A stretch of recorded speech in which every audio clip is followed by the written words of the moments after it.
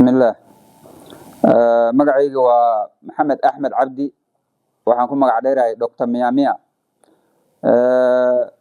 maanta waxaan bareyskan u qabanayaa insha Allah ugu muhiimsan inaan ka yara warbixiyo xoogaa waxyaabaha igu kalifay inaan istaago Garissa Township ka istaago iyo sababaha muhiimka ah oo isoo galiyay inaan siyaasadda ku biiro sideedaba. marka aniga Garissa aan ku soo koray, Ndogashaan ku dhashay, Garissa aan ku soo koray, wax ku bartay ilaa iyo inta kale Ilaahay igu dara. marka koriinkaygii yaraantaydii ilaa hadda dhexdooda Garissa aan dhex taagnaa. marka xogta Garissa baan si fiican u hayaa inta badan. waxyaabaha igu kalifay inaan siyaasadda ku biiro ama aan MB Township Garissa aan u istaago, waxaan arkay dadkaygii khaasatan dadka waa wada dadkaygii Garissa degan, laakiin khaasatan qoyskii aan ka dhashay ee Maqaabul oo xoogoo laba dhax ka bax ay ku dhacday kuwii Garissa deganaa.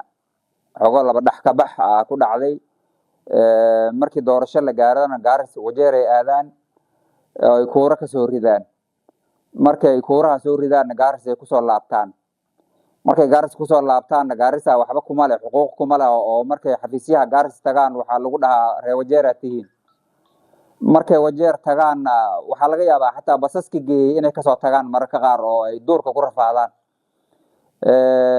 kadib markay soo gadoomaan oo wajeer kasoo gadoomaanna cid reer wajeer oo ka daba imaato oo intay Garissa ugu imaato wax tarto oo wajeer ka imaatana ma helaan. marka Garissa markii la dhahaana Maqaabulka beeshan Maqaabul aan ka soo jeedo Garissa aad bay ugu badan yihiin. wajeer South mararka qaar waxa magaalooyinka markii magaalo la dhaha Garissa meel ay kaga badan yihiin malaha. marka reerkii laba dhax ka baxay noqdeen. marka dadka walaalaheena oo la deganahay inaan wax la qaybsano, dadka walaalaheena oo Garissa County aan isla deganahay oo ehelkii iyo qaraabada aan nahay inaan wax la qaybsano.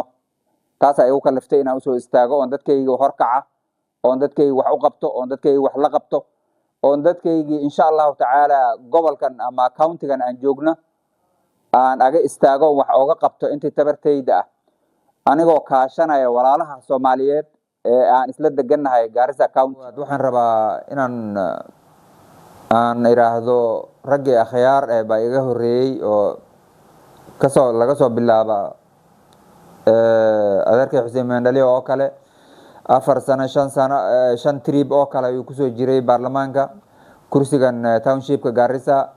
runtii waa dad sharaf leh ahaayeen. walaalkay Aadan Barra ku xigay, walaalkay Jadeeqo ku xigay, rag sharaf leh ahaayeen, si fiican ay u soo shaqeeyeen. kulley aad bay ugu mahadsan yihiin shaqadooda wanaagsan oo tolka u soo qabteen.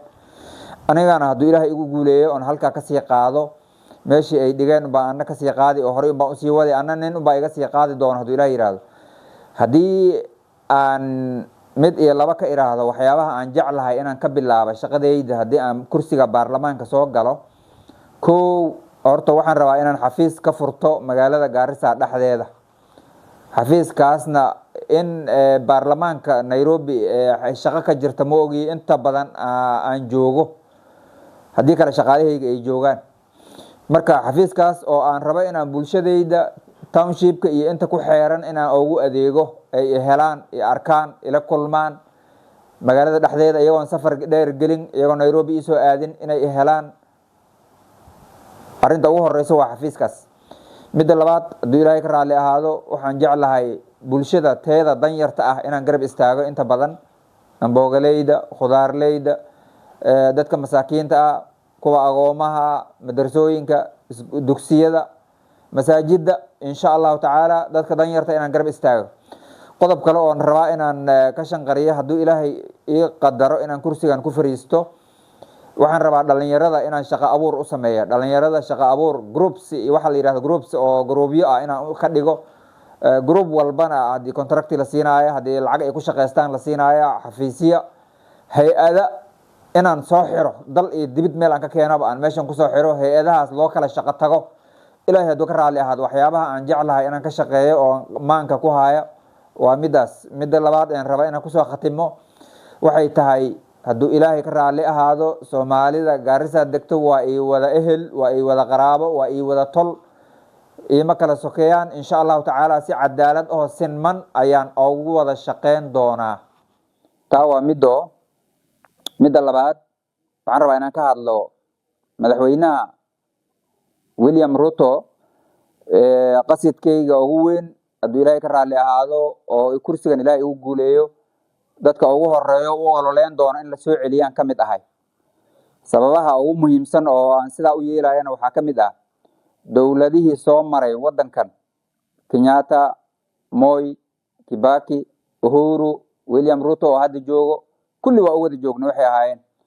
marka Soomaalida garab istaaga iyo u sameeyay William Ruto wax u sameeyay ma jiraan. waan iskaga dhex jirnay oo wadankaaynu ahaa oo doorashada dhinac baan ka galeynay, laakiin daryeelka ama yani ixtiraamka goonida oo Soomaalida hadda loo haayo ma aynan soo marin weligeed, xagga wasiirada, xagga security systemka, xagga shaqaalaha caadiga iyo permanent secretarieska iyo waxyaabaha la midka ixtiraamka goonida ee dowladan u haysa Soomaalida. maalin dhaweyd waad ogeedeen kibaandaha annaga oo Soomaali keli ah waxaa saarneed cunaqabateyn gooni ah. kibaandaha la goosana haddii la dhaha in vetting la galo oo wareer badan la maro oo adi uma dhalanin meeshan la dhaha oo ilmaheena ay kibaanda la'aan ku gaaraan mararka qaar 30 sano 40 sano ay kibaanda la'aan ku gaaraan baan yaan soo marnay oo annaga iyo Soomaalida xagga ka soo gashay aan isku midna laga dhigay aan soo mari jirtay. klibkii isaga hadda waana laga dulqaaday, madaxweynaha William Ruto baa ka qaaday vettingkii laga qaaday, dadka si xor ah ay kibaandaha u goosan karaan hadda iyo baasaboorka iyo socdaalka kulli. taa waa qodobka kalena waa shaqaalaha iyo daryeelka iyo ixtiraamka. qodobka kale muhiimka ah jidadkii Mandera iyo Garissa County isku xiri jiray madaxweynaha bere hore waa kii Mandera tagay oo ballan qaaday dhismihii isaga hadda waa la wada arkay, wuu soo bilowday Mandera ka soo bilowday 5 sano kale hadaan ugu celino wadadaas waxay imaani Garissa insha Allah taala saan rajayneen laami Mandera iyo Garissa isku xiraaya rajadeeda ma aanan qabin William Ruto hortiis. waxyaabaha kale oo kamid ah aan madaxweynaha ku soo celinayno waxaa kamid ah nin la yiraahdo Gachagua oo deputy president soo maray oo waxaa jiray Soomaalida si gaar ah u liiday ama si gaar ah Kenyaanka kale aga takooray oo waxyaabo badan oo la sheegi karin ku sheegay Soomaalida. sababaha ugu badan inaan William Ruto garab siinay kamid tahay ninka isaga ahaa oo Kenyaanka kala soocay inuu dhinac u joojiyay oo dawladda ka saaro. ninkaasna runtii waa nin oday ah, waa nin madaxa wadanka soo maray oo deputy president waa heer aad u sareeya. asagana waxaan kula talinaynaa inuu ka waantoobo kala saarka Soomaalida iyo Kenyaanka uu kala soocayo, inuu ka waantoobaan ka rajaynayna insha Allah taala. baraarujin gaar ah oo yar waxaan rabaa inaan ku daro Soomaalida guud ahaan North Eastern.